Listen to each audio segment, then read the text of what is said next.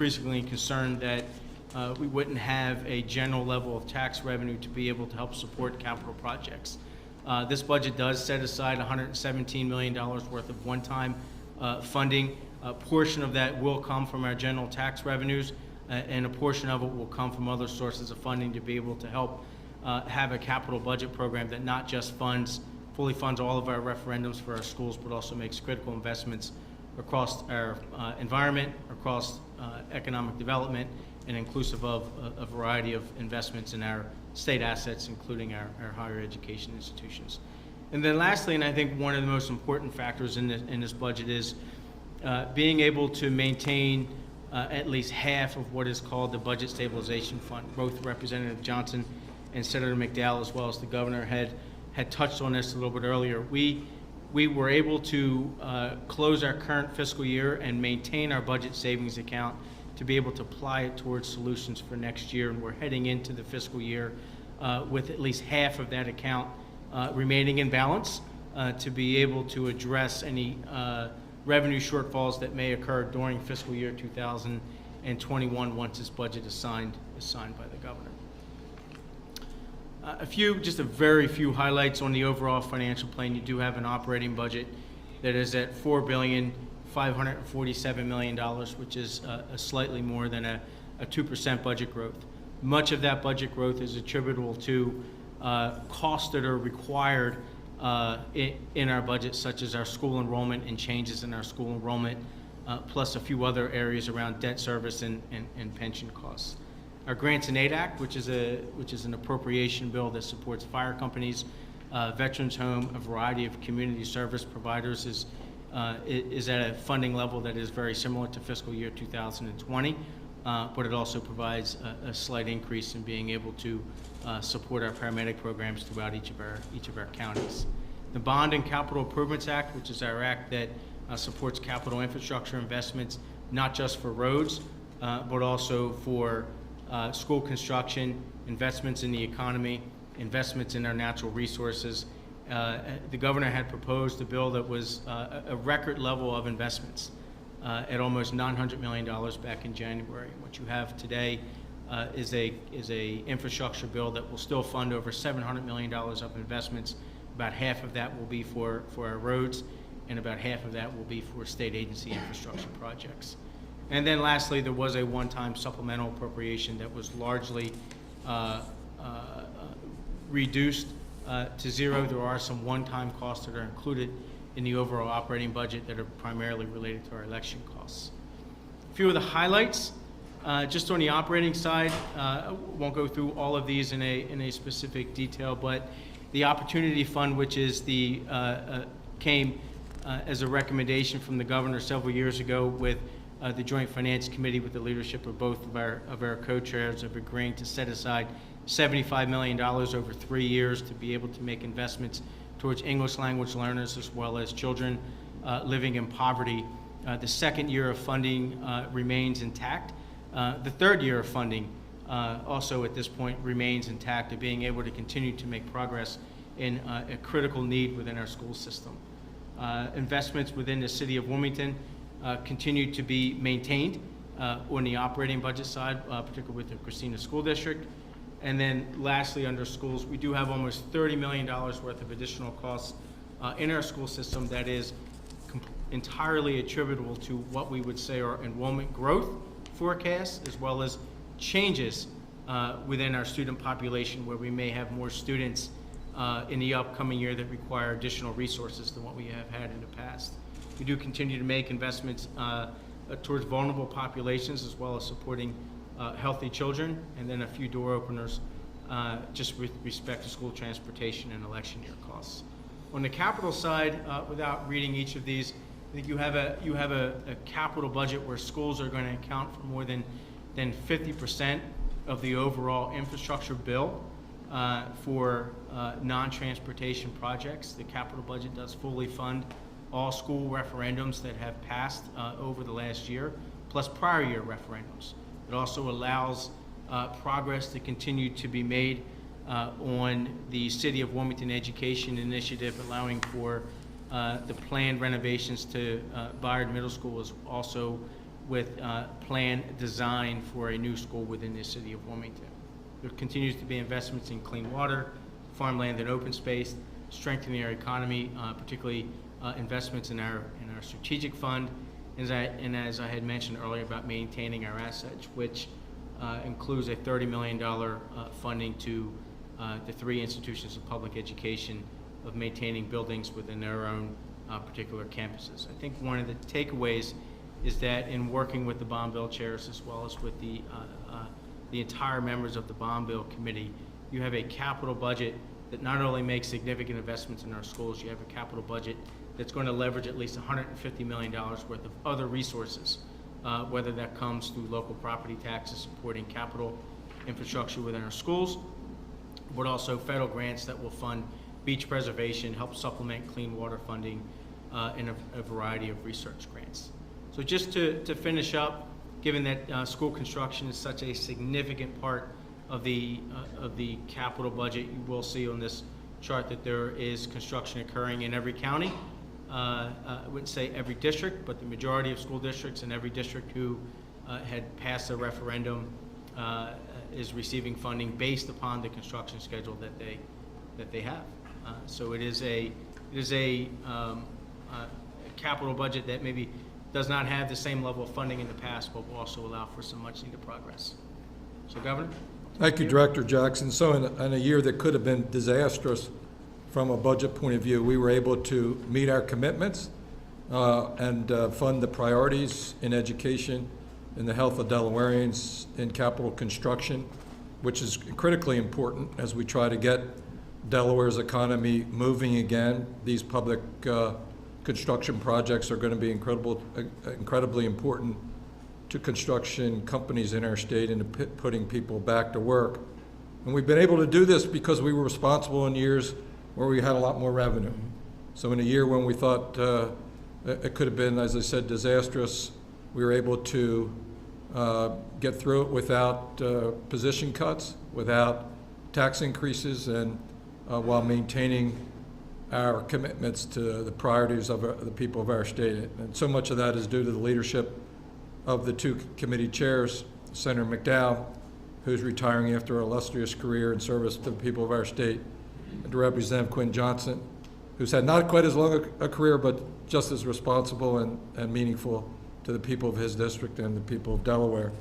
And so the way you sign these bills, you have to establish the revenue first by signing the Senate Joint Resolutions 2 and 3, which establish the revenue for fiscal year 2020, the year that we're in, and fiscal year 2021, which is the year that this budget is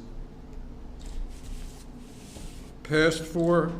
Rick Eisenberger and his team work with the Delaware Economic and Financial Advisory Committee. It's an independent group of mostly private sector folks and academics and public officials who come up with those revenue estimates separate from the politics of the governor's office or the General Assembly. It's one of the real highlights and features of the way we do business here in Delaware.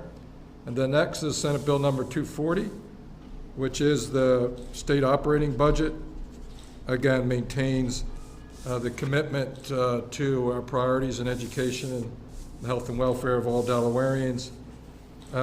Next up is the grants and aid, which Director Jackson explained is for nonprofit and non-governmental agencies that are so important, fire companies, to the work that we do, and to the counties with respect to paramedics.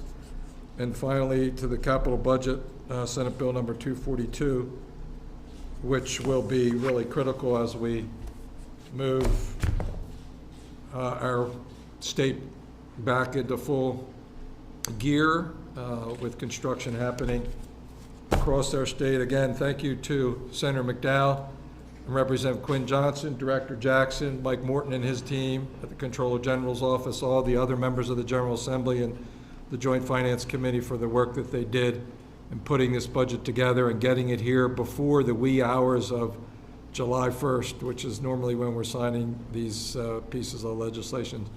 So thank you, gentlemen. You're welcome to stay, but we're going to move now to our weekly update on COVID-19 pandemic and Delaware's response to it. And with that, we have news today that's not as positive as the budget that we just passed. Over the last couple of weeks, we have experienced an uptick, a resurgence of COVID-19 positive cases in the beach areas specifically.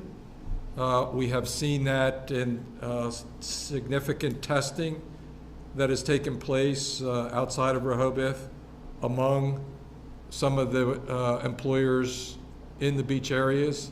And significantly, we've seen a shift in the average age of those testing positive to COVID-19 from somewhere in the 40s to 50-year-old demographic to 18 to 25-year-olds. And we'll show a graph of what that looks like. And so clearly, we've had an outbreak among bars, restaurants, social activities in Delaware beaches. We also have witnessed this across our state, but in particular in the beach communities, complacency with respect to mask wearing and social distancing. And as a result of this uptick in concern that we see from other states, Texas, Georgia, Florida, California, and many other states, Arizona, across our country, that didn't see the decline in cases that we've seen in Delaware over the last 2 months, but have seen a continuing acceleration. And we don't want to see that here. And in order to stop that, we're not going to move to phase 3 indefinitely. We'll talk a little bit about that. But we want to make sure and get out a message that it's important for every Delawarean to wear a mask when they're in public, in retail establishments, in restaurants, until they're seated and eating, and basically as often as you can, and to limit the trips that you take to the public. So let's go through the data first, which will take us to this the surge in cases that we're seeing in eastern Sussex County. Again, as we've been doing on a weekly basis, now we're over 11,000 positive cases. Not a whole lot of new deaths this week, thank God. And our hospitalization rate is lower. And so we'll talk a little bit about that as it relates to the average age of those who are testing positive, but that's a very good sign. We continue to see positive news with respect to hospitalizations. It's an indication of the level of seriousness of the infections that people are experiencing, the sickness that they're experiencing. It also is a function of the fact that the average age has dropped significantly, and a lot of the people testing are not symptomatic, which frankly is problematic in addressing any outbreak that we're seeing. So over 5,000 positive cases in Newcastle County, leading the state once again, although not in the overall intensity there.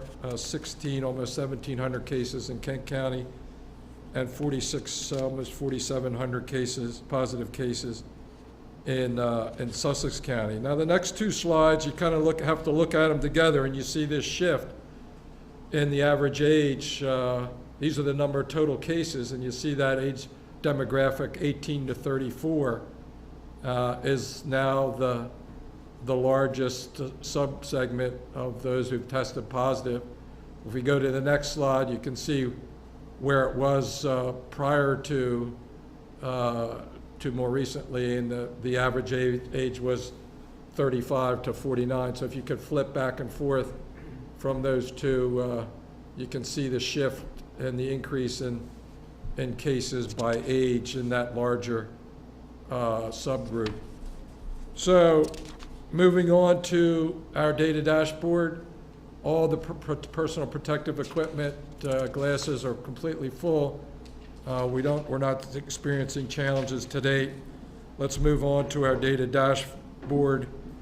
This is what the 14-day looks like, and you can see where hospitalizations are fairly steady, but declining in terms of new hospital admissions, the second chart in from the top, and that's a good sign, but also a function of the new cases, which is in the next graph on the top right. You can see that increase. The line, the orangish line is the day-to-day number of positives, and the blue bar is the rolling average, 5-day rolling average, and you can see how it is gradually moving upwards. And so the number of persons who are testing positive is increasing over a 14-day period. Remember, our overall guidance from the CDC and NIH was 14 days of improving conditions on all these indicators.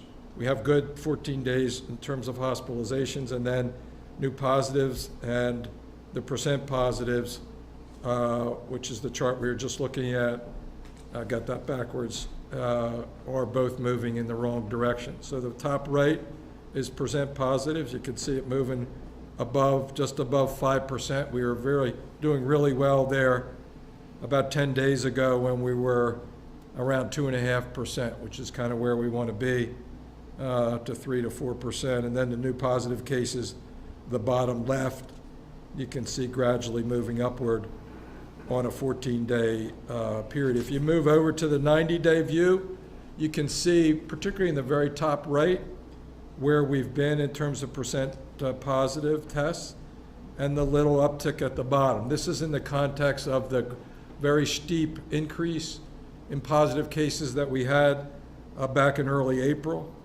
to the peak at the end of April, then a gradual decline in those cases on a day-to-day basis until this really gradual uptake. If you look at the other states that have really experienced dramatic increases, Texas, Florida, Arizona, California, you don't see this peaking and then steady decline and then an uptick at the end. You see a continuing run up to the peak and then an acceleration at the peak. And so we're in a better shape than those, but concerned about the phenomena that we're seeing here in our state since early to mid-June to where we are today, and just a complacency that's that we see mostly in younger folks, particularly those who are enjoying our beaches and the social activities after returning from the beaches and during the days.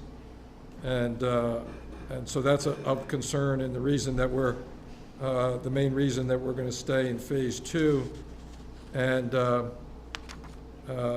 so that we can really make sure we're stamping down this increase. So we're seeing the increase in positive tests at the beach. Again, here's the graph of the age distribution. The largest bar there is ages 17 and 18, and then you can see from 18 to about 30 is where most of these new positive cases are occurring, and they're occurring mostly at zip codes in the beach area, Rehoboth, Lewis, south of Dewey Beach, and west to about Route 30. And so we're identifying those zip codes as areas where we'll be closing the bars, which I'll talk about in a minute. So we're going to delay phase 3 indefinitely till we get a better handle on where this surge is coming from, and to try to make sure we nip it in the bud so it doesn't turn into a full-blown rebound, trying to, again, protect the most vulnerable populations, which are our seniors populations. So we're going to delay phase 3 across the state and then close the bars indefinitely in those zip codes that I mentioned earlier, effective on Friday, July the 3rd. So we need to encourage, the way we're going to control this surge and this outbreak is by extensive testing, identifying contacts that people who test positive have had, and having those people get tested and isolating both so that they're not transmitting the disease from one to another, from people that they live with. Anecdotally, we know that A lot of these young adults in the beach communities live together. They work in similar kinds of establishments. They play together, and they're infecting one another with COVID-19. You know, we had a much more serious outbreak a month or two ago among the workers in our poultry plants, and now we're seeing an outbreak not quite as serious yet in these establishments in our beach communities, and we need to stop it before it reaches more people. And so one of the important ways we're going to do that is to test, and test. So you need to know what your COVID-19 status is. You can help us contain the spread by getting tested. We're encouraging all Delawareans, whether you're symptomatic or not, to get tested. You can find out where the list of the testing sites are on the de.gov/coronavirus website under the bar testing. They have a weekly schedule there. It's helpful if you sign up in advance. It's not required, but we've been testing. We've got at least, I'm told today by A.J. Shaw, who's usually with us at these briefings, 5,000 tests or thereabout that have been done over the last several days, for which we do not have the results yet, but that will provide us with more information on which to base decisions moving forward. So for now, we're staying in phase 2. Phase 2 does involve significant risks in different venues, and we encourage the owners of those establishments and people who would go into to bars and retail establishments to wear a face mask, when you're in public, to wear a face mask when you're on the boardwalk, to wear a face mask when you're on Rehoboth Avenue shopping, to wear face masks, mostly in respect for others, to protect them from an infection, a COVID-19 virus that you may be carrying and not knowing it, and therefore shedding it and put other people at risk, as much as to protect others and to protect you. And so wearing a mask, when I look across, and we had our White House conference call earlier this week, and when Dr. Birx and the Vice President talk about the need for everybody to wear masks,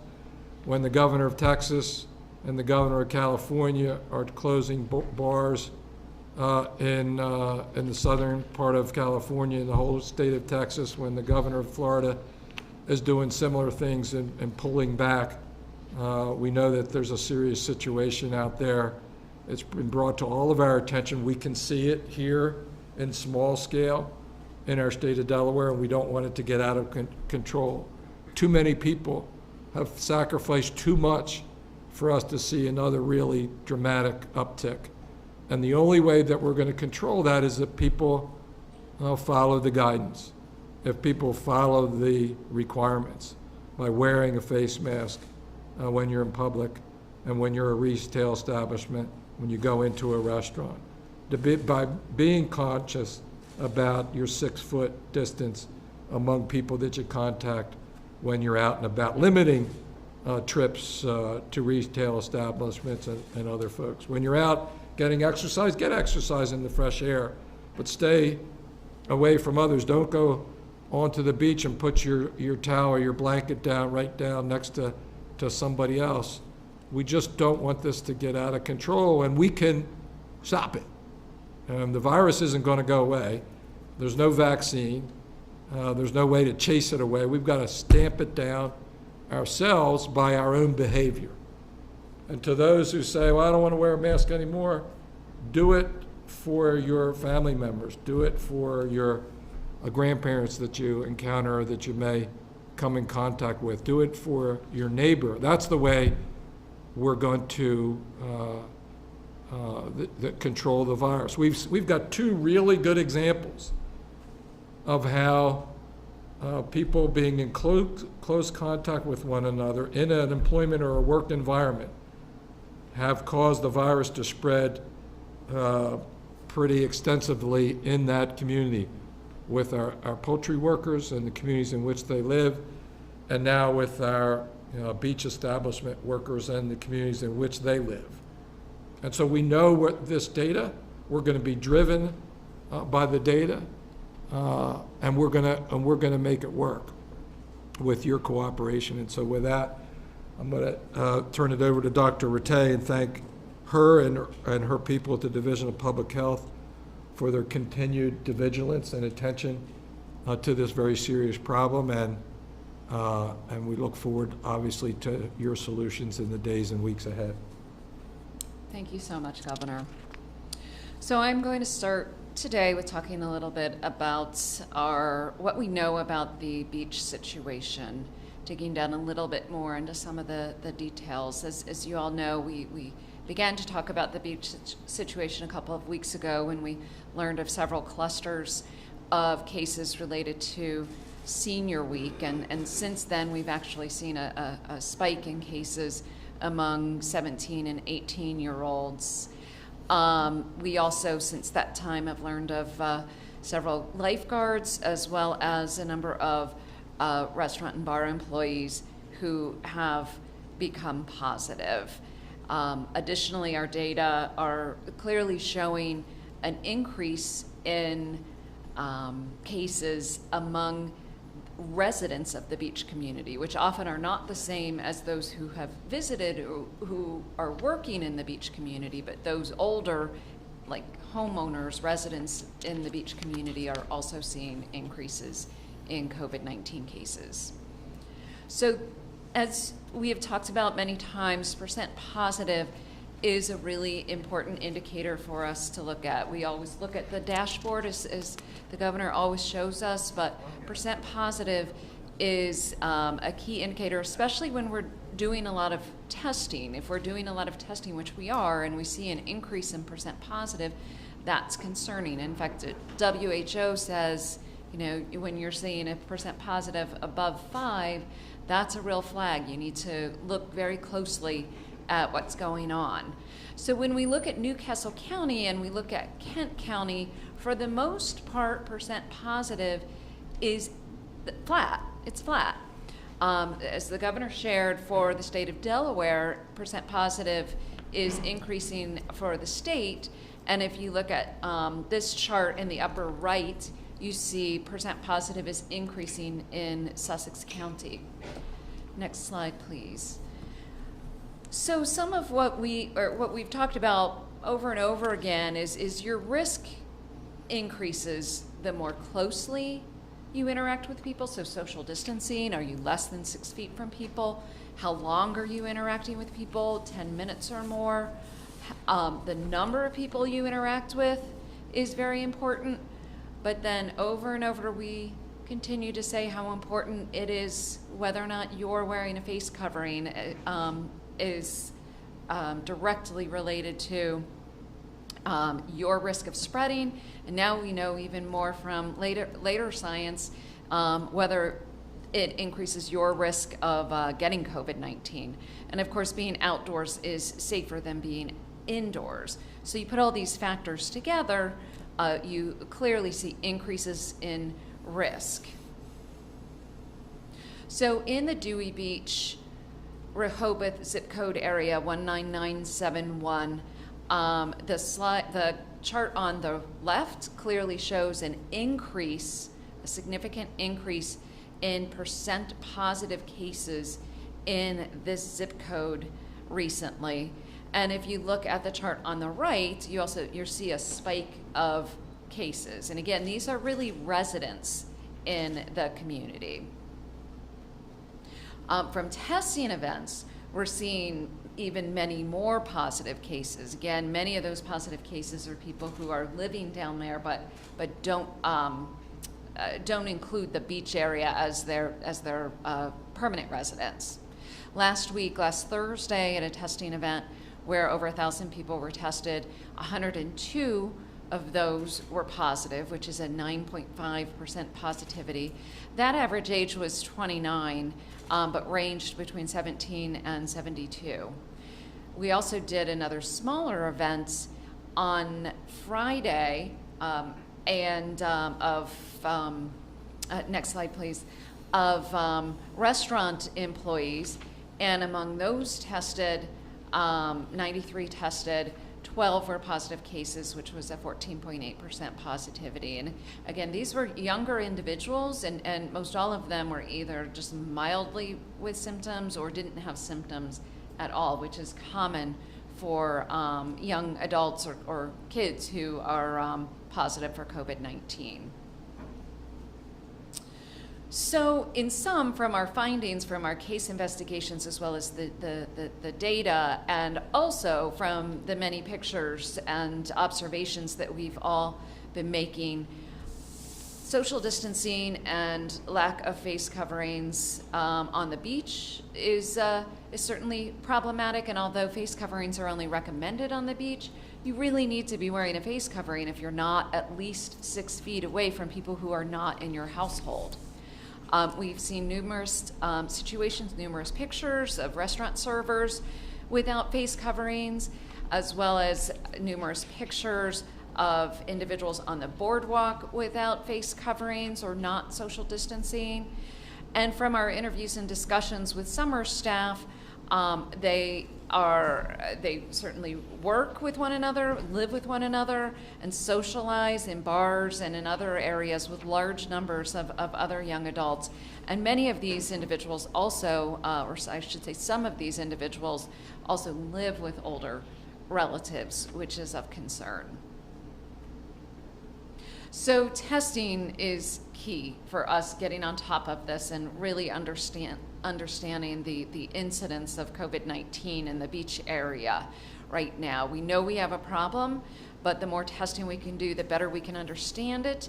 Also, the better we can isolate those who are positive and quarantine those who are contacts.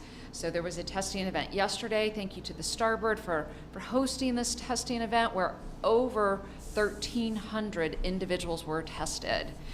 There's one on Wednesday with in collaboration between BB and the Restaurant Association, but it's also open to the public. There's an additional one on Thursday in Rehoboth at the Epworth United Methodist Church. As always, go to de.gov/gettested to get more information about these testing locations. If you were at the beach and you're now upstate or elsewhere in the state, please strongly consider getting tested. But certainly anybody who works at the beach or has been frequenting bars or restaurants at the beach or who lives with individuals who are not your family members, especially in a congregate living situation, please get tested. I want to say something positive, which is there's a lot of restaurants and bars who are really trying hard to do the right thing. I want to give a shout out to the Starboard, as well as the Purple Parrot, the Paradise Grill, and Woody's, who have all been observed to be taking some great measures to either close if they become concerned, getting their staff tested, and really just doing the right thing. It is hard for these establishments to control these crowds and to get people to do the right thing, quite frankly. So it's up to everybody to do the right things in social distancing and wearing face coverings. So as we mentioned last week, we are really stepping up enforcement actions. And always our first step in DPH is to provide information and education. We want to help people to do the right thing, but depending on the situation, inspections or follow-up inspections will take place. As far as punitive actions, certain establishments may be reverted to phase 1 restrictions. Fines may come into play, which would be $1,000 for each violation. So for example, if you have 5 staff who are not wearing face coverings, that could be $5,000. Closure could take place, or referral to law enforcement, depending on the circumstances. So again, this is really important. We need eyes and ears out there. If you see places or situations that are of concern, please email us at hsbcontact@delaware.gov, and we will follow up with those complaints. I want to shift gears quickly to our contact tracing program. You've heard us talk quite a bit about the partnership that we have with NORC, Innovational, and HMA. This has been an enormous effort to stand up this new IT system, as well as to hire new individuals to be contact tracers. At this time, 150 telephone contact tracers have been hired by NORC. 78% of those are Delawareans, and that will increase over time. And 38 of those are from our opportunity community zones, or our more vulnerable communities, and we want to see that number increase over time. We are looking to hire 42 field tracers in public health. We have already hired 13. And those are folks who will be on the ground to talk with either cases or their contacts where there's no phone number. Hiring is ongoing, so we want to encourage people to come to our website and apply if you're interested in any of these positions. And I also just want to say we have had a successful database transition from RedCap to Salesforce. It's been an incredibly complex migration and building of multiple IT systems. We're just so grateful to the many smart people who successfully made this happen.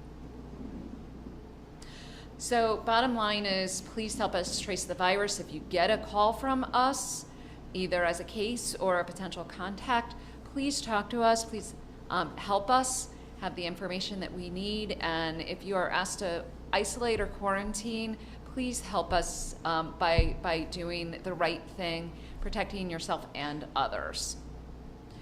And I'm going to close with an Instagram post that my daughter found yesterday. For those Grey's Anatomy fans out there, or Dr. McDreamy followers, you may know that before he would do surgeries, he would say it's a beautiful day to save lives. And so he posted this yesterday, Patrick Dempsey, really encouraging people to wear a face covering. And I think that's much more powerful than I can say it. So thank you, Patrick Dempsey, and to all of our Delawareans out there, please heed his advice. Thank you, Dr. Rattay. It is a good day to save lives, and all of us can be part of that. When I was Lieutenant Governor, each October in Fire Prevention Week, we used to have a campaign to get Delaware residents to install smoke alarms so that they can detect fires in their house. We have a little bit of a fire that's been started in the beach communities here in Delaware with COVID-19, and we need to put it out. And the only way to put it out is for all of us to come together to get tested, to make sure that we wear a face covering, that we maintain social distancing, particularly when we're in public, and in places where it's more difficult to maintain social distancing, make sure that the mask is on. Everybody can do their part. That campaign was called Wake Up Delaware. And this ought to be a wake-up call for all of us, as we've seen this outburst in eastern Sussex County, to make sure that we stamp it out, that we put out the fire before it starts and spreads, and that we take advantage of all the sacrifices that people have made over the last 3 months. I don't want to be like those other states that were reported on in the White House call earlier this week, and we can stop it if we follow the rules, wear a face mask, and observe appropriate social distancing. I want to thank Director Jackson again, and the co-chairs of the Joint Finance Committee for their incredibly important and difficult work during this pandemic season. We've got our budget, our bond bill, and our grant and aid bill signed prior to 5 o'clock on June 30th, and that's a positive thing in any year. I'm really confident that we can come together as Delawareans and stop the spread of this virus, and for everybody to be responsible, particularly when they're in public.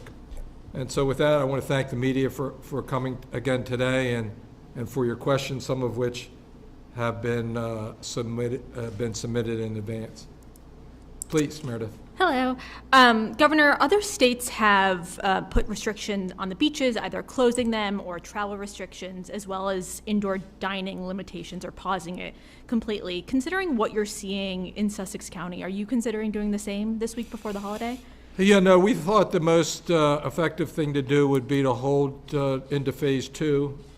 We need to really, I think, approach enforcement a little bit more aggressively, at least and as I understand it, this issue was identified by complaints that we received about behavior that was just inappropriate. We had heard it from the owners of the establishments who had taken action on their own part. And by the way, they've acted very responsibly and in shutting down earlier and shutting down completely to get all their workers tested. I think they get it that, they were shut down for a significant period of time, that if it gets a lot worse, then we might end up there. And so right now we want to manage it with extensive testing and contact tracing and isolation, and really emphasizing the need to follow the guidance with respect to the requirements with respect to mask wearing and social distancing. And with contact tracing, some states have reported difficulty, and Dr. Fauci said it wasn't going well, I believe, last week or so. How is it going in Delaware, and has there been a difficulty in getting in touch with people or finding the path of where the virus is spreading? Yeah, I'm going to turn it over to Dr. Rattay after just making some general comments, and that is, I think every state's learning. We have a great partner, which we just kind of finalized that agreement with. We were standing up our program with the Delaware Army and Air National Guard, and they did a really nice job, kind of under difficult circumstances. I mean, one of the things that we want to make sure we're getting from this information is where people have been, not just who they were with, so that we have a sense as to where to look for outbreaks. And so I think it is a work in progress. I'm pleased with. We got over a big technical IT hurdle recently, and I think that's a very positive sign. Dr. Rattay? Yeah, in Delaware, we are doing a little better than some places. We have approximately 66% of cases and contacts who are able to be reached and connect with us. And so, but there are some, for whatever reason, that we are unable to connect with. And this really does emphasize why it is important to do the field tracing work, because there, a lot of people don't have all the information about their contacts. They might know it's Joe, but they might not know, all of the information about Joe. So to be able to have other individuals who are looking more closely and maybe going to Joe's house, even though, they don't know his last name, that can help us to really enhance our outreach and connection efforts. So again, we're grateful for the help with the National Guard. We've been contact tracing everyone since May 15th. And but we're also now excited about the NORC, our more permanent workforce, that's going to help us over the upcoming year, and the experience that they're already showing that they're gaining in doing this work. One of the concerns, again, particularly with certain activities that bring people from other states, is making sure you have the information about those people at an event, so that if you have a COVID-19 situation, that you can actually contact them. And sometimes it's hard for those event or organizers to understand why that's important, but it is important from that perspective. Governor, last week you spoke about the need, and actually today, you spoke about the need to move a bit from education to enforcement in terms of some restaurant and business inspections.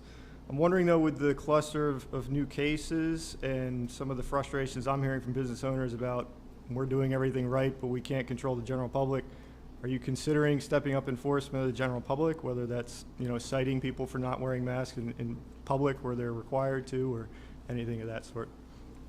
Yeah, well, yeah, as the answer, I think we have a better chance with, I mean,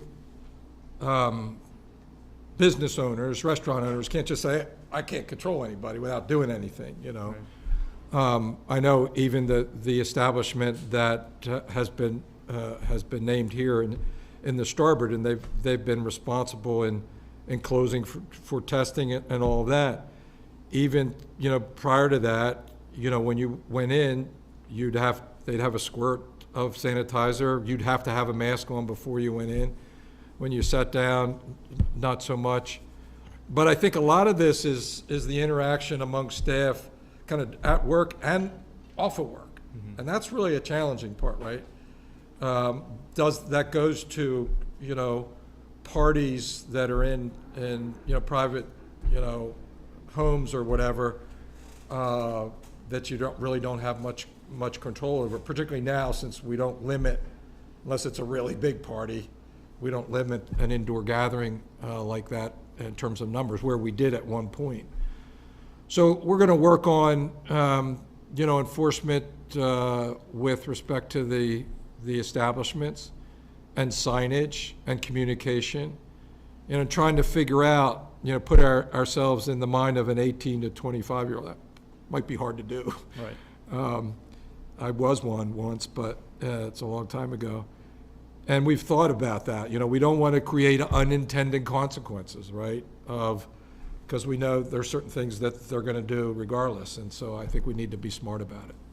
And then this past week in some interviews, your new health secretary said that she's not necessarily in favor of perhaps bringing back a total shutdown of the economy if it's needed, you know, months down the line. I'm wondering if that's a view you share, or if things continue on this path, if that's something you'd have to consider. Yeah, I think we got a big team. Right. And I think appropriately we have members of the team that are more conservative than others and have a greater focus on the public health side of it, the strict science side of it. And then there's a continuing then maybe on the other side, the folks that we have on our team that, you know, interact with the business sector more directly, and they're trying to translate the science into practice and practical, you know, a use of the science in a way that enables businesses that can be successful and operate, but in a safe way. No business person wants to operate unsafely. I'm convinced of that. And I know it's a problem, as they say. You know, we had one establishment who decided to close at 8 o'clock or whatever, so that they didn't get to that uncontrollable 10 or 11 o'clock crowd. So yeah, we have a broad team. I think everybody understands the overall objective, which is different things, and are comfortable with that. I have every confidence that she has the health and welfare of every Delawarean uppermost in her mind.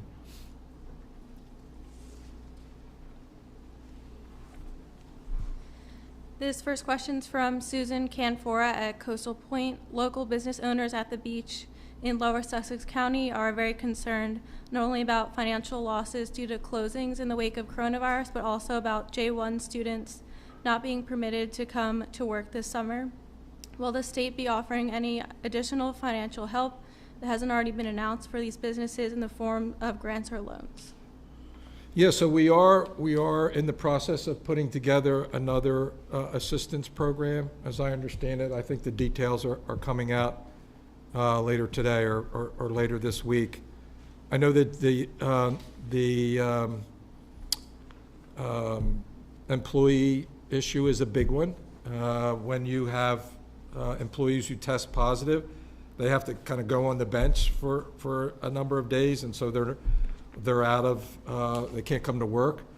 When you have people that have identified and under certain conditions of exposure that are also, you know, required to isolate, or at least encouraged to isolate, so that takes somebody else out. So I know that employers, and they've said so publicly in the media this week, are concerned about having employees to provide the service that they need. And some have closed because they weren't able to get employees. Remember, employees have to be comfortable that it's safe to go to work. And we saw that firsthand with the poultry industry outbreak that we had, where once actually we got in there and were testing, people felt more comfortable about coming to work because people knew who was positive and who wasn't. When we were in testing in their neighborhoods, similarly, it helped create a comfort level there, even though I think the companies were hesitant because they didn't want to be without workers.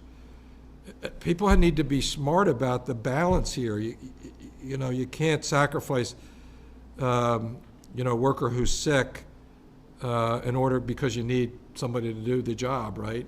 Because that person's going to infect somebody else, and it's just going to get worse. That's the kind of message that we're trying to drive home. We have several questions about the rally tonight at the Dover Mall. Are there any plans to shut back down, or what is your message to the people who are planning to demonstrate over the issue of shutdown? Well, I listen to the people who demonstrate. Obviously, this information kind of makes our case, and I think it doesn't support their view of the world. They have the right to protest. We are not closing down. We're staying in phase 2. If you look at the things that are allowed in phase 2, it's significantly opened in phase 2 and differently than states around us, which does cause me concern, with respect to the differences between here and, New Jersey and New York. I guess Pennsylvania and Maryland are, open to a certain degree on the restaurant. It really comes down to these places where people congregate: restaurants, bars, group activities, youth activities in a tournament setting or in a group setting. And that's where we're trying to focus our attention, and that's where we'll try to focus our enforcement to make sure that people are following the guidelines, because they're risky. We could shut everything down, then our economy would fall apart. And that's not, that doesn't make a lot of sense. Now, there are certain areas that just are more risky than others that we have to pay a lot more attention to. This next question is from Tom Lehman at WBOC. This question is for Dr. Rattay. Some critics of DPH, including those protesting tonight, have argued the state's response to coronavirus is too overbearing and the threat has been overestimated. What would you tell them today? Can I interrupt for a minute and answer that question? Put the graph up there of the 90-day.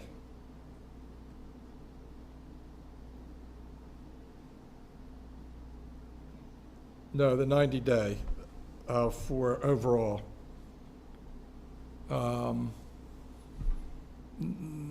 Yeah, top right. To me, that's Exhibit 1, right? That shows what we did, what we responded to at its peak. It's almost classic. I'm not an epidemiologist and I haven't been to public health school, but I think if you talked about a pandemic, that's the graph that you would see. Now look at the far right.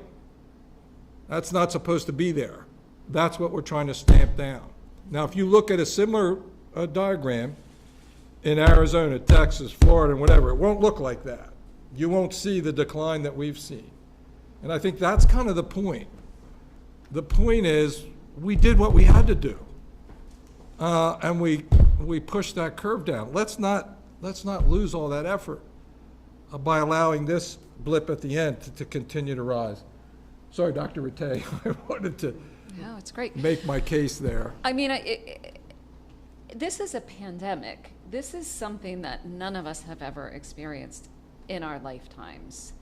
And we have lost 507 Delawareans in a short amount of time. 507 deaths in our state from this virus is devastating.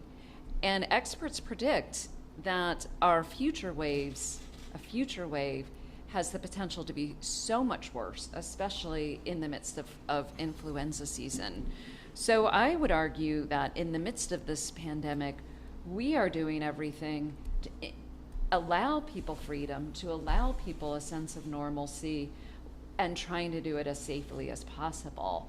We talk a lot about the most important things being face coverings and social distancing. Face coverings and social distancing gives us the freedom to be able to live something like a normal life during this pandemic. But as we've seen in the bar scene, or the beach scene, the beach bar scene, and elsewhere, people aren't taking this guidance as they should be. So we have to do everything we can to prevent that next wave from devastating us even more and Delawareans losing even more lives. This next question from Sean Green at WDEL is also for Dr. Rattay. What is the latest research into the high-risk contact sports? What are you hoping to see as the NFL and college football begin shaping their fall plans? Yeah, so that's a tough one. We've talked a bit about this with sports. You know, contact sports are very risky, and as we have seen, there's a lot of certainly college athletes who have tested positive recently, and so we certainly do not have all the answers, certainly for high school sports at this point. But we are pleased that we've been able to move forward with some youth sports.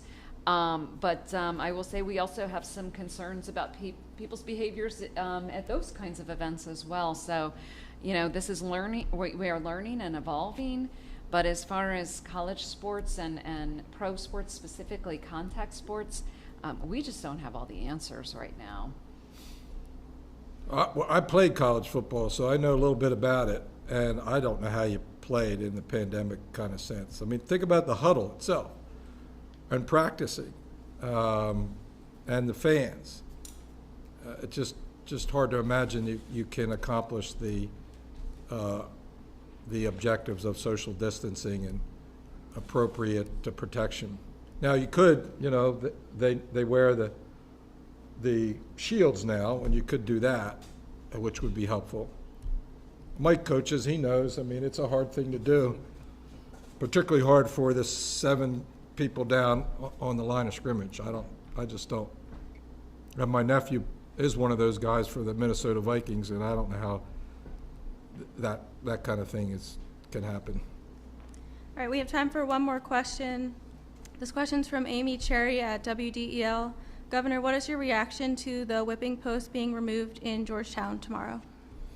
Yeah, I think it was the right thing to do. I mean, the idea that at some point in our history, we took individuals out to the public square and whipped them like that. And then, of course, those who were enslaved Delawareans here in our state were whipped when they were, you know, on the farms and plantations in our state outside of the law. And I think for Delawareans of African descent, descendants of slaves, I think it's a terrible reminder of that history. And so I think appropriate to put it in a museum or a place out of the public square.